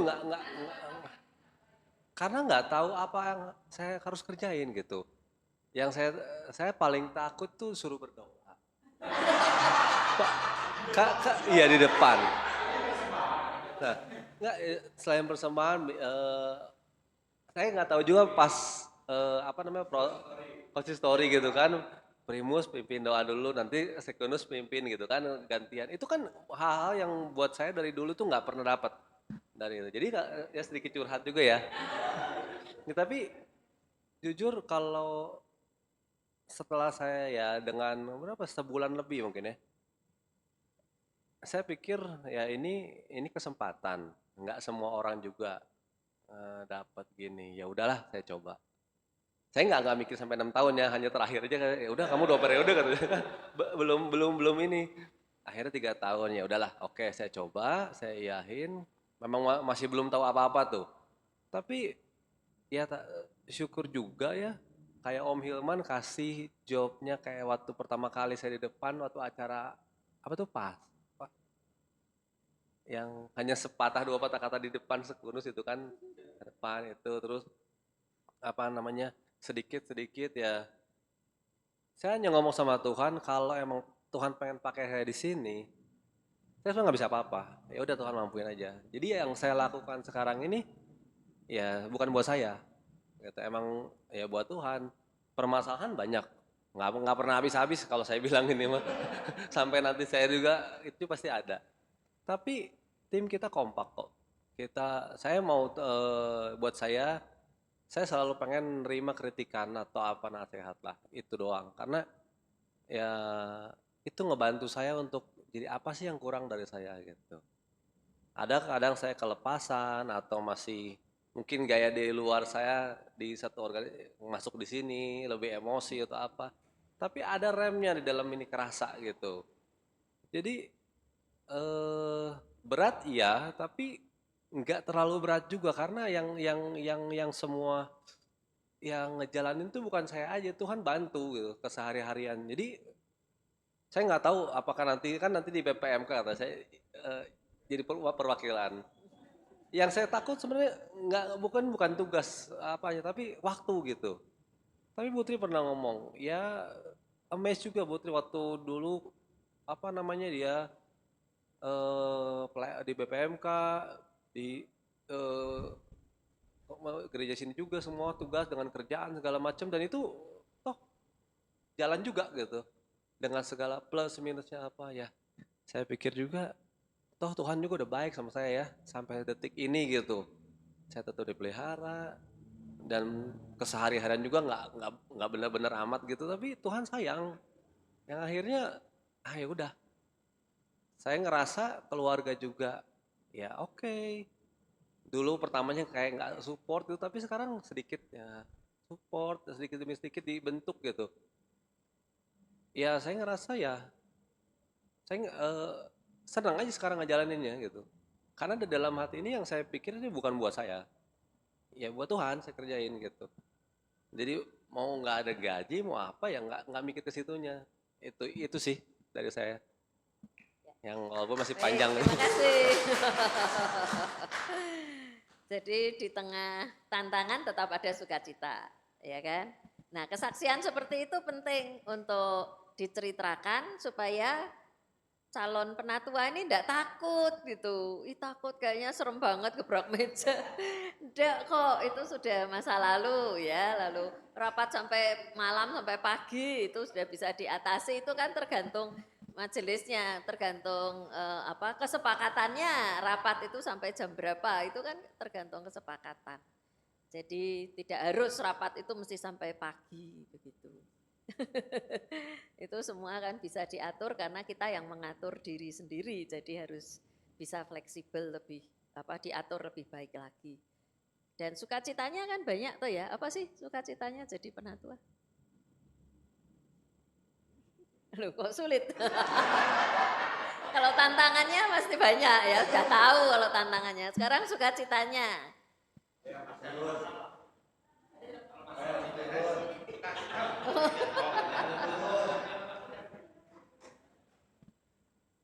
Sukacitanya jadi penatua ya. Bu Tabita, saya ini April nanti turun bareng Gary. Ini kepenatuaan saya 2 periode. Yang pertama di GKI Pastur. Sebenarnya penatua itu kalau dibilang job desk-nya apa, nggak ada yang ngasih tahu ke saya. Tapi saya udah tahu job desk-nya apa jadi penatua. Karena ibu saya penatua, ayah saya mantan penatua, nenek saya mantan penatua, adik saya ketua majelis. Jadi kalau penatua tugasnya apa nggak usah dikasih tahu, saya udah tahu. Karena dari kecil saya udah tahu lah GKI seperti apa. Cuma tantangannya waktu itu, waktu Pak Paulus bilang ke saya, suami saya ditugaskan ke luar kota, ke luar pulau. Saya bekerja di luar kota, nggak di Bandung, PP tiap hari. Saya nggak punya pembantu, anak saya 3. Jadi kan bayang ruwetnya gitu. Tapi saya merasakan selama 6 tahun saya menjadi penatua, gak ada tuh susahnya. Jadi sukacitanya itu Tuhan memampukan. Tuhan sampai kehadiran saya hari ini aja bikin saya terharu. Sebenarnya saya tuh gak mau hadir. Karena berapa hari yang lalu suami saya tiba-tiba Ibu Komandan bilang saya harus hadir di Makassar. Jadi hari Selasa kemarin saya berangkat ke Makassar pakai pesawat yang malam, terus hari Rabu langsung ada kegiatan, Kamisnya ada protokoler. Terus suami saya bilang, kamu kan biasanya kalau kesini cuma 2 hari, sekarang mbok rodok lama. Hari Minggu nanti ada pesawat pulang ke Jakarta, ke Halim. Kamu naik pesawat itu aja hari Minggu, nemenin saya di sini. Ya, sebagai istri kan saya memang harus, tugas utama saya harus mendampingi suami saya ya. Mak saya bilang, tapi sebenarnya tuh aku Minggu ada ini loh, pembinaan penatua. Tugas saja terus saben Minggu kata suami saya gitu. Karena tiap kali saya suruh nunda sampai hari Minggu, saya selalu bilang, aku besok Minggu tugas. Kok saben Minggu tugas sih? Ya Minggu ini sebenarnya saya nggak tugas di gereja, tapi saya tugas di Kespel. Dokternya nggak ada. Makin kesini dokternya makin sedikit. Ya saya juga nggak ngerti ya kenapa dokternya sekarang jadi makin sedikit gitu. Terus ya mintalah gantilah, dokter kan banyak di Pasteur katanya gitu. Suami saya kan tahu karena dulu kan di sini juga, jadi tahu Pasteur itu kan dekat RSHS, jadi residen-residen juga banyak di sini. Tapi nggak tahu kenapa belakangan ini memang dokternya juga susah gitu. Dan yang biasanya jadi PJ-nya kan Elika, istrinya Denny. Dampingin udah berapa minggu yang lalu udah ngomong, minggu ini dia nggak bisa dampingin. Saya jadi bergumul sendiri, ini saya mau ngikut siapa gitu ya. Cuma saya juga nggak berani ngomong di grup saya nggak mau ikut ini. Terus nggak berani juga ngomong di grup Kespel meskipun nama saya sudah dicantumin di tugas di yang pertama gitu ya. Tiba-tiba hari Kamis itu selesai suami saya juga rapat, dia bilang besok ada pesawat loh ke Bandung. Tapi Hercules. Tahu kan Bu kalau Hercules itu duduknya kayak angkot terus bareng sama barang kan. Kadis Op udah bilang, Karumkit nggak kasihan istrinya naik Hercules. Sebelum-sebelumnya tuh suami saya selalu bilang, gak usah lagi naik Hercules. Kamu tak beli tiket pesawat aja pulang. Terus saya bilang, ya nggak apa-apa toh naik Hercules, saya bilang gitu. Kan langsung ke Bandung, meskipun transit Abdurrahman Saleh, transit Malang dulu. Tapi langsung ke Bandung, nggak ada pesawat yang langsung ke Bandung kan. Majalengka aja terus nggak ada pesawat. Terus beneran kamu mau naik Hercules? Iya nggak apa-apa, pokoknya aku kalau boleh naik Hercules, aku pulang besok pagi. Besok pagi betulan, 4:30 saya sudah bangun. 4:30 waktu sana berarti 3:30 waktu sini. Jam 5:30 saya sudah di bandara, di base op karena pesawat Hercules kan bandaranya beda. Saya nungguin di situ, kok sepi ya saya bilang gitu. Padahal hari ini jadwal pesawat 2 Paung, 2 Hercules, 1 ke Papua, 1 ke Abdurrahman Saleh, Husein, terus lanjut ke Halim. Ternyata pesawatnya sudah mau take off. Saya nggak tahu kalau jam 5 itu busnya udah jalan dari tempat saya nunggu ke hanggar yang 1. Karena hanggar Hercules itu beda sama hanggar yang biasa saya protokoler. Protokoler itu kan bintang-bintang semua yang lewat situ. Kalau pesawat itu kan penumpangnya, maaf ya Bu, bukan saya membeda-bedakan, tapi kalau di tentara itu memang ada jenjangnya. Jadi kalau pati, kolonel ke atas tuh dan pati itu jalurnya beda. Sebentar ya komandan, saya teleponkan dulu apa ibu masih bisa ikut apa enggak. Kalau saya cuma istri kapten, istri letnan pasti enggak bakalan boleh ikut. Sudah 5 menit lagi mau take off, sudah dijalankan mesinnya Bu. Terus karena mungkin ngomongnya istri Karumkit ya, jadi terus langsung boleh. Mobil dinasnya suami saya itu sampai di depan pesawatnya, di runway pesawat. Dibuka lagi. Saya masuk itu sudah standby semua. Begitu saya masuk, kan sudah nggak ada tempat duduk tuh. Terpaksa lah yang letnan-letnan itu berdiri pindah tempat duduknya, duduk di atas tong. Harus buat ibu komandan kan. Duduk saya di situ. Dari saya duduk tuh, saya nostalgia. 25 tahun yang lalu, saya duduk di tempat yang posisi yang sama. Saya waktu itu cuma istri letnan. Anak saya itu 1,5 tahun, nggak bisa diem Bu. Di pesawat itu lari-lari, Hercules itu kan besar sekali. Dia lari-lari ke sana ke sini, akhirnya muntah. Muntah itu muntahin kakinya ibu kolonel atau ibu letkol. Saya tuh sambil nelongso ya, saya ngelapin itu kakinya. Pulang-pulang sampai Jakarta tuh saya nangis. Waktu itu belum ada handphone kan, saya nelfon suami saya nangis.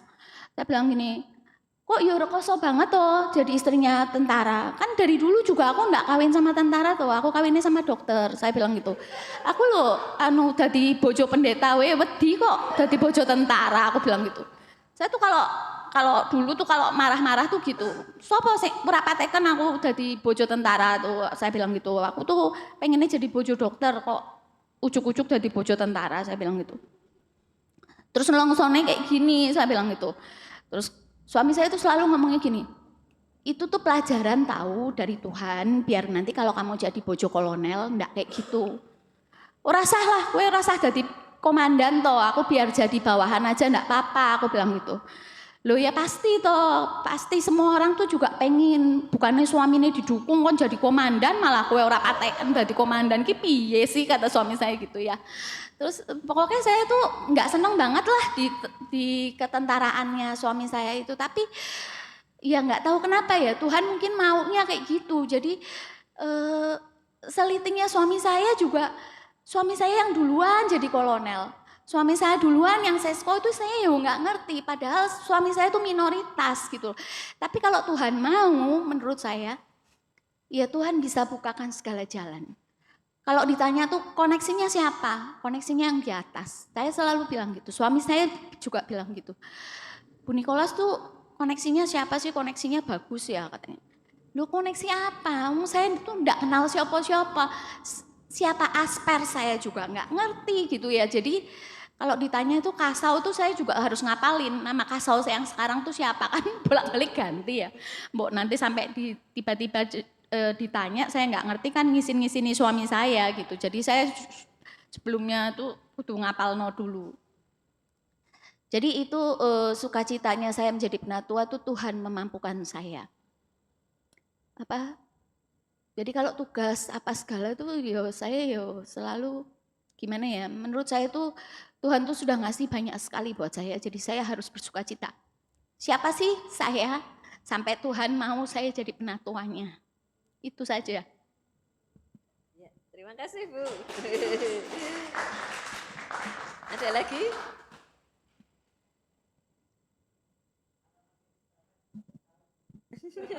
Naik lagi.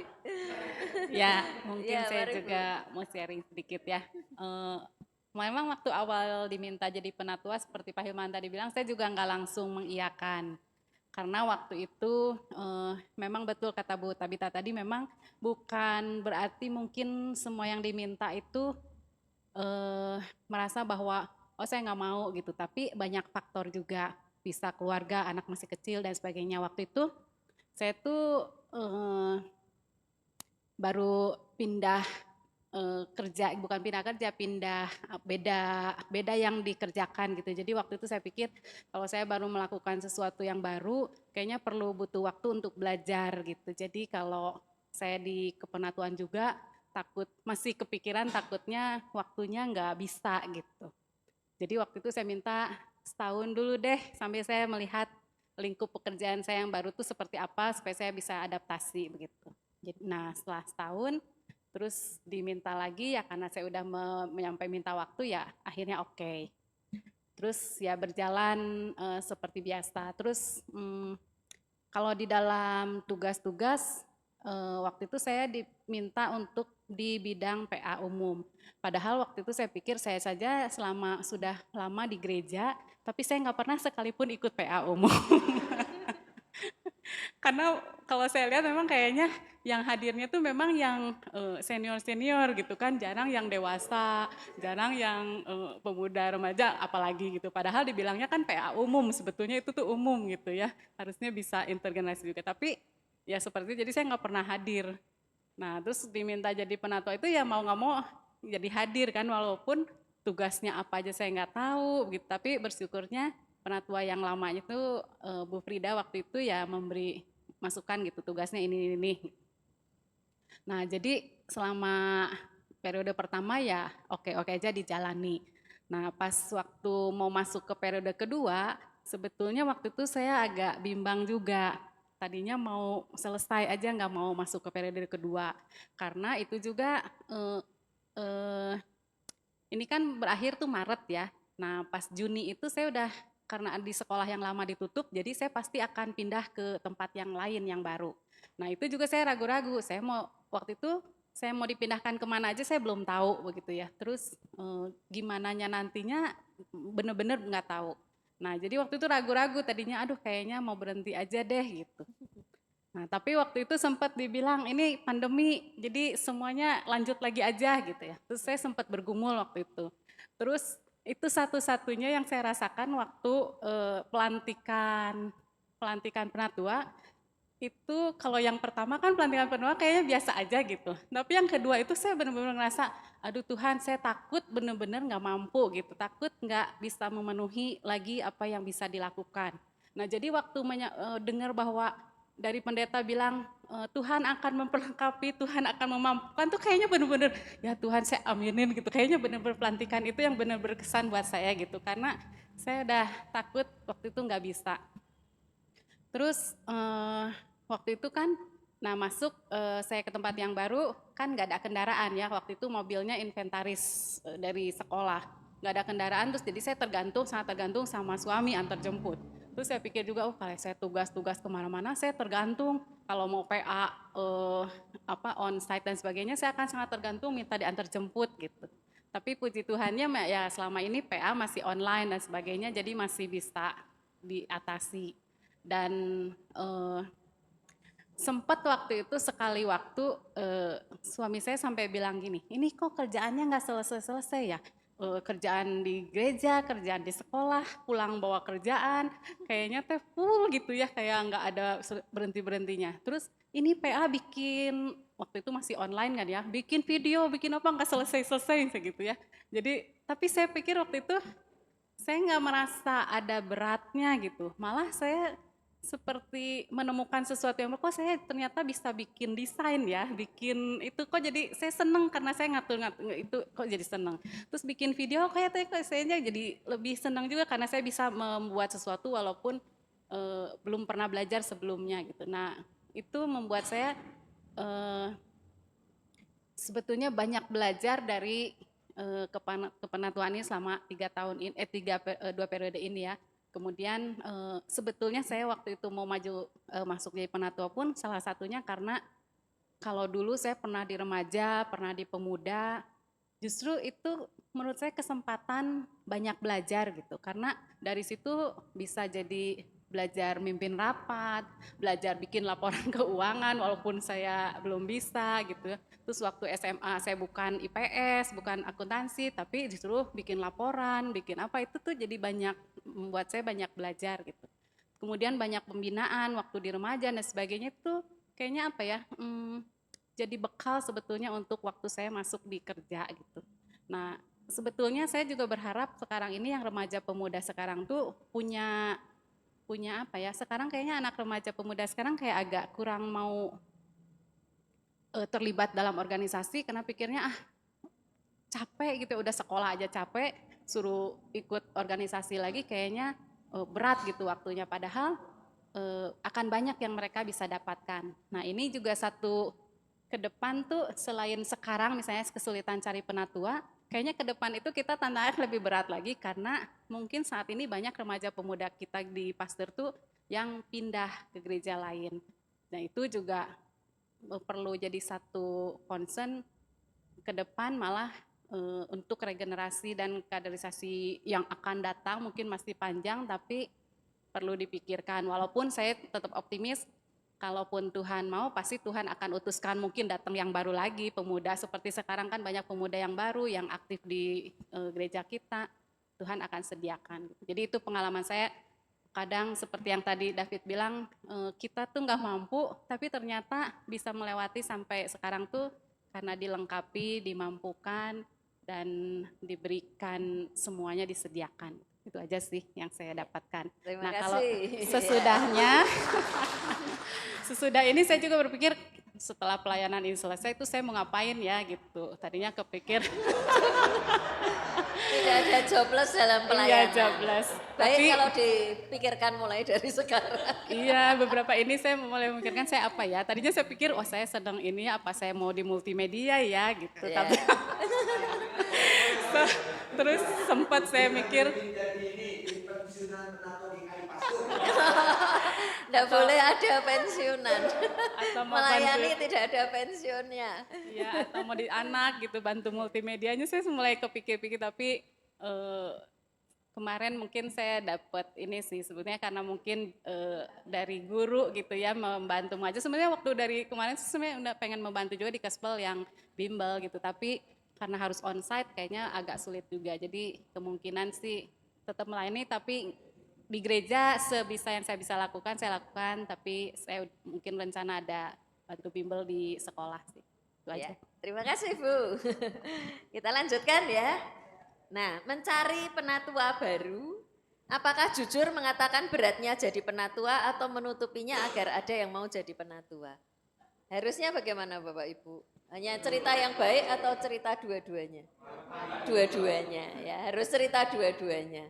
Ada sukacitanya, ada tantangannya. Walau ada tantangannya, tapi ada banyak sukacitanya. Itu kesaksian yang harus diberikan. Kalau ceritanya hanya yang baik-baik saja, itu bohong. Jualan tapi bohong. Semua baik, padahal ada yang tidak baik. Tapi kalau cerita hanya keburukannya, ya tidak ada yang mau beli. Jadi harus seimbang ya. Walau ada banyak tantangan, tapi ada sukacitanya. Nah, karena waktu kita lanjut ya. Yang terakhir ini tentang pendeta baru. Itu kan kemungkinannya dua, mau menyiapkan capen ya masih kader, atau mau memanggil pendeta yang mutasi. Masing-masing itu punya kelebihan dan kelemahannya. Jadi kalau menyiapkan capen kader itu kelebihannya ya dia masih muda. Dia belum punya pengalaman, loh enggak apa-apa. Malah enggak terpengaruh pengalaman buruk yang lama. Jadi masih segar gitu ya, masih dibentuk ini fresh kayak beli rumah baru gitu loh, bukan rumah second. Jadi kelebihannya banyak gitu ya, dia masih muda, masih sehat, masih wah pokoknya inilah tokcer gitu ya. Kelemahannya ya mungkin belum punya pengalaman, tapi belum punya pengalaman tuh ya enggak apa-apa gitu ya, asal dia mau belajar, saya kira tidak apa-apa. Ada banyak kelemahan, tapi ada banyak sekali kelebihan dari capen kader. Kalau pendeta mutasi, yaitu beli rumah second. Ya harus ada penyesuaian, jangan sampai kebiasaannya di tempat lama dibawa ke tempat yang baru. Itu capek ngurusin pendeta mutasi karena dia masih membawa beban masa lalunya. Apalagi yang belum selesai dari masa lalu, masih tidak terima dengan pendeta satunya di tempat yang lama. Nanti dia bisa tiru pendeta yang sana itu di tempat yang baru, pusing. Jadi itu kelemahannya. Kelebihannya ya dia sudah pengalaman, tidak usah proses macam-macam lah, ada percakapan lah segala macam itu enggak ada gitu ya kan, langsung mutasi saja. Itu kelebihannya ya. Terserah Bapak Ibu mau memilih yang mana, masing-masing punya kelebihan dan kelemahannya. Jadi tidak ada yang salah satu yang paling baik gitu. Nah, pertimbangan memilih calon pendeta atau pendeta itu tentunya kebutuhan bidang pelayanan. Apakah ini yang dibutuhkan umum? Kalau Pak Paulus selama ini umum misalnya gitu ya, nanti emeritus apakah dia yang akan menggantikan yang umum atau ada pendeta Denny lah, itu harus ada apa ya, pemikiran-pemikiran itu juga perimbangan usia. Jangan yang usianya sama nanti emeritusnya sama-sama lagi.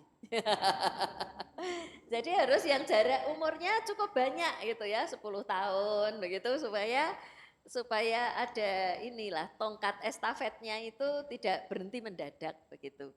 Lalu juga perimbangan gender, karena banyak dibutuhkan juga, ada pendeta perempuan, ada pendeta laki-laki, ada ibu-ibu yang lebih senang kalau konseling dengan pendeta perempuan.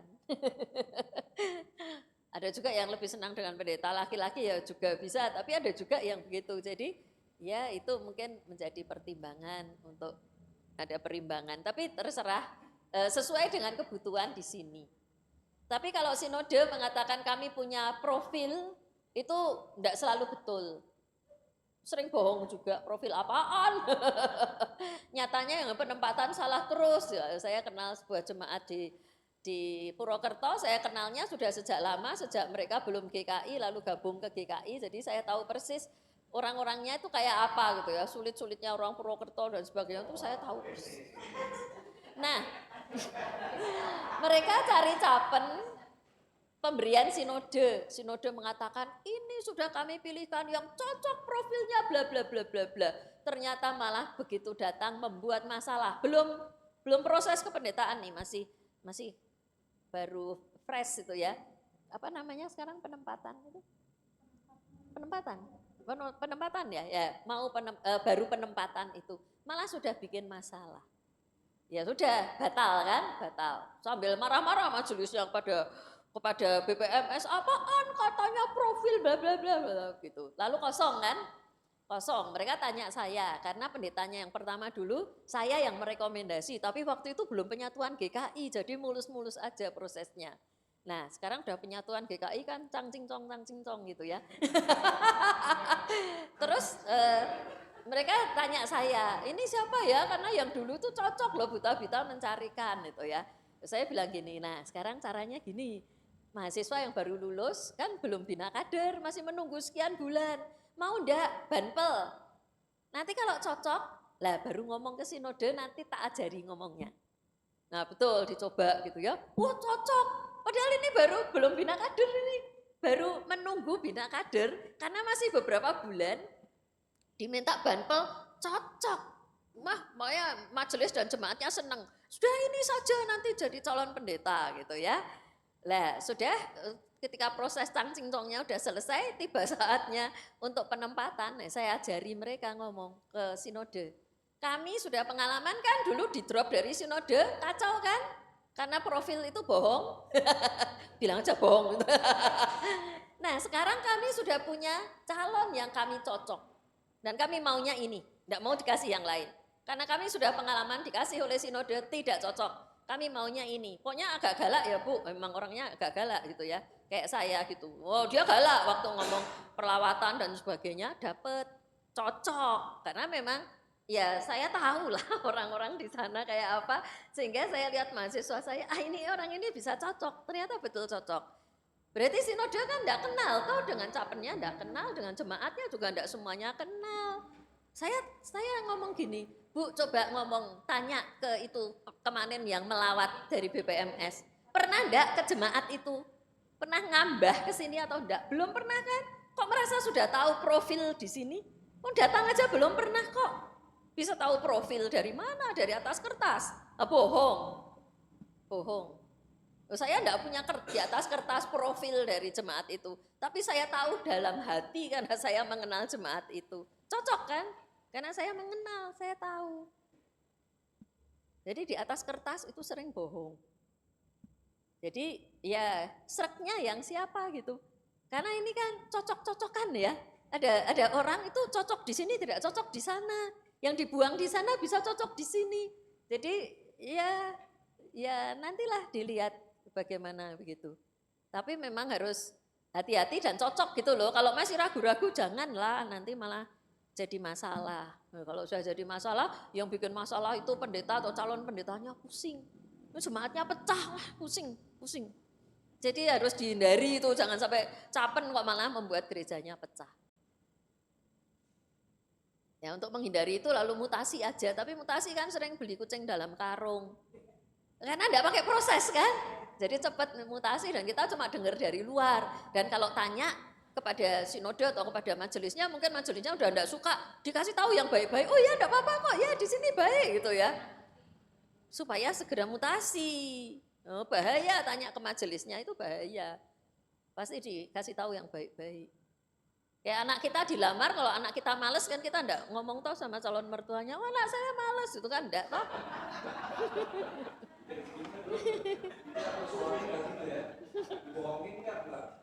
Ya dikasih tahu yang baik-baik saja, ya sama. Pendeta juga gitu loh, tanya majelisnya yang sudah kepingin dia mutasi. Ya udah ngomong baik-baik aja supaya segera pindah.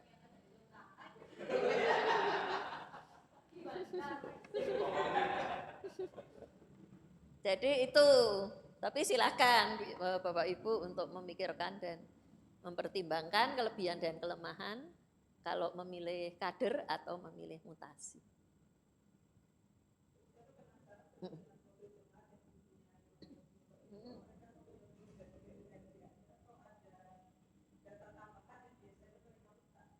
Enggak tahu saya.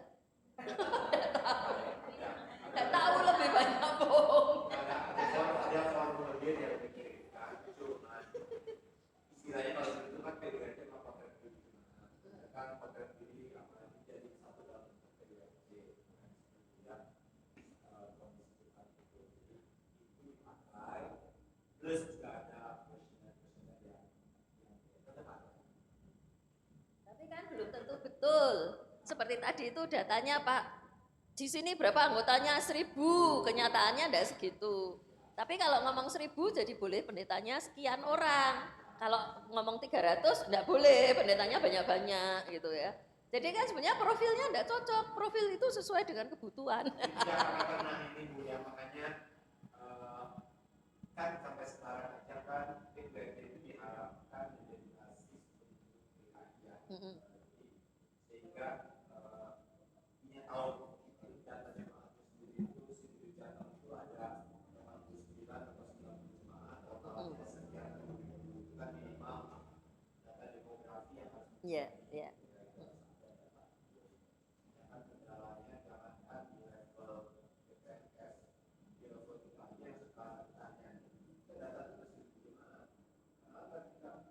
Enggak.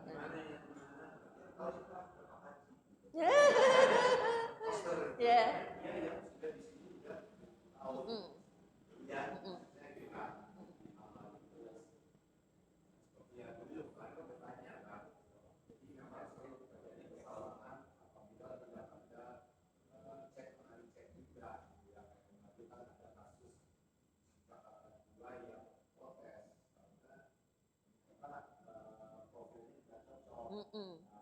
tapi ternyata kesalahan apa posisi majelis jemaatnya dengan mengupdate data PWC. Maka PWC dan kita bilang itu sebagai data basis demografinya akan diambil. Kalau salah ya salah kamu. Tapi yang lain-lain itu kan berapa persen yang pendidikannya, PK, SPCP, SMA, yang profesinya apa, etniknya. Bahkan itu etnika sangat penting. Seperti tadi dulu kan Tiongkok KP kan sekarang udah mayoritasnya etnik A, dikasih dari pendetanya etnik B yang total berangkat baik, kasih yang pendetanya gitu. Semua ngomong bahasa Batak. Mbok pucet toh. Jadi kompleksitasnya itu lebih besar ya sekarang dengan ya kita masih berproses Bu. Ya. Ini kan kedua kalinya mencari pendeta. Betul.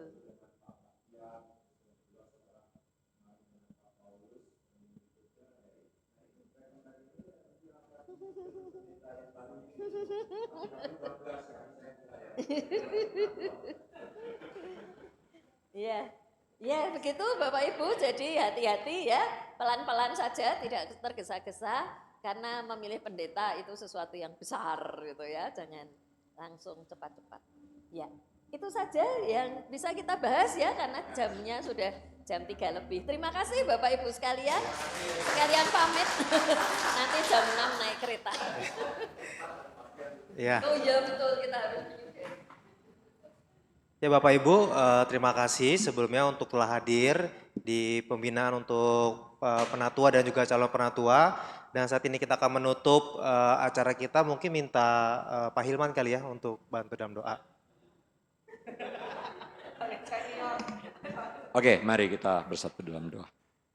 Tuhan, kami ucap syukur dan terima kasih karena kami diberikan kesempatan untuk bersekutu dan bersama-sama mendapatkan pembinaan dari Ibu Tabita. Kiranya Tuhan memberkati apa yang sudah kami bicarakan. Tuhan mengampuni segala dosa dan kesalahan kami apabila ada hal-hal yang kurang berkenan di hadapan Engkau maupun juga kurang berkenan bagi kami sebagai rekan-rekan penatua di GKI Pasteur ini. Kami juga memohon penyertaan dan perlindungan Tuhan untuk Ibu Pendeta Tabita yang akan kembali ke Jogja.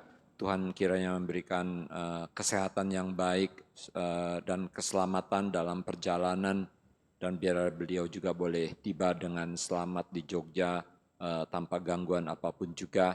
Dan Tuhan juga yang akan memberkati pelayanan Ibu Tabita selanjutnya juga sebagai dosen di UKDW. Tuhan biarlah kehadiran dia bisa menjadi berkat bagi mahasiswa-mahasiswa dan menolong sehingga UKDW juga bisa menghasilkan pendeta-pendeta yang berintegritas dan bisa memberikan pelayanan yang terbaik bagi jemaat-jemaatmu di GKI ini.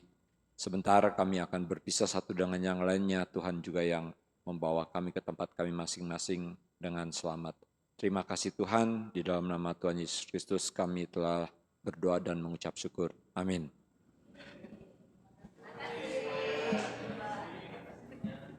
Mari Bapak Ibu kita foto bersama dulu untuk penatua mungkin ya.